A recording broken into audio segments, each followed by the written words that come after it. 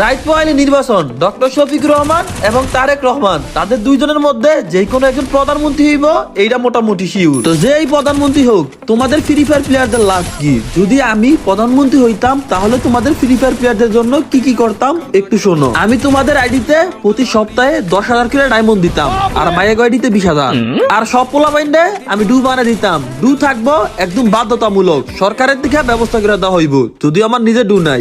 আর বাংলাদেশের সবচেয়ে বড় অপরাধ হইব কিল চুরি। খুনের থেকে বড় অপরাধ কিল চুরি। যদি কেউ কিল চুরি করে তার মৃত্যুদণ্ড ফাঁসি পর্যন্ত হইতে পারে। আর এই নিয়মটা শুধুমাত্র পোলাদের জন্য, কারণ মায়ের এমনি কিল করতে পারে না। তাছাড়া গেমের মধ্যে দেওয়া হইব সিঙ্গেল কার্ড, যেই কার্ডটা দেখাইলেই তোমরা গাড়িনা থেকে অটোমেটিক মায়ে পেয়ে যাইবা, তোমাদের মন মতো যার ইচ্ছা চয়েস করে নিতে পারবা। এইগুলা বাদেও তোমাদের জন্য থাকবো আর অনেক ধরনের সুযোগ সুবিধা। তো এখন সবই ঠিক আছে, আমি যদি প্রধানমন্ত্রী দাঁড়াই আমার মার কাটা হইব কি? তো আমার মার কাটা তোমরা দিয়া যাও অবশ্যই ফ্রি ফায়ার থেকে